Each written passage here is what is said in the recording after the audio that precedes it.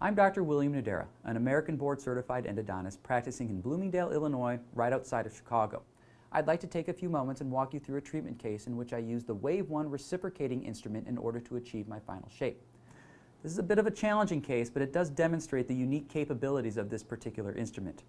Regardless of which engine-driven instrument system you use, there are three main principles that I must maintain throughout the course of my treatment in order to achieve a predictable outcome.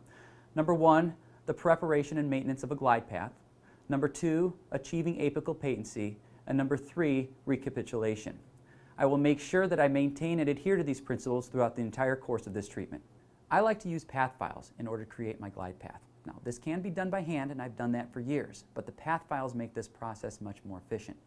I also like to use the ProTaper Shaper X file in order to open up the orifice, but it's the WaveOne reciprocating file that's going to do the bulk of the shaping throughout this process.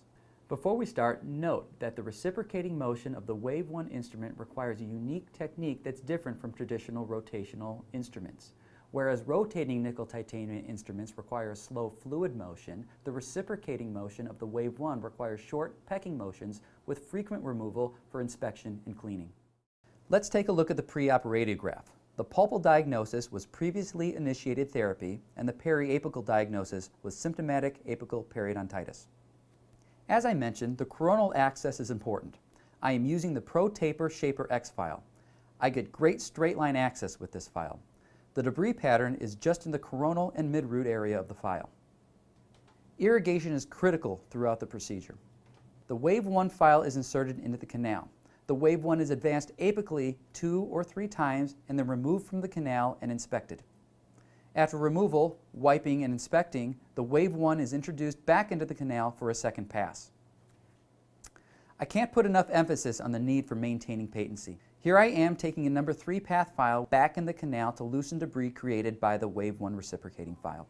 The irrigating needle now penetrates more apically in the canal space. The WaveOne is inserted in a third time, and this time it is able to achieve proper working length.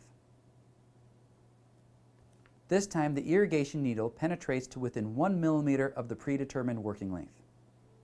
You are now seeing a radiograph of my working image with gutta-percha cones in place at the predetermined working length. Take a look at the curve of this canal that is imparted to the gutta-percha point as it's removed from the canal. You will now see 2 final radiographs from this case, a straight-on and a shift film demonstrating the nice conservative shape the WaveOne reciprocating instrument achieves. As you can see, this was a challenging case, but it's my basic sequence for most root canal treatments that I do. The WaveOne reciprocating instrument allowed me to achieve a shape that's both conservative and predictable for years to come.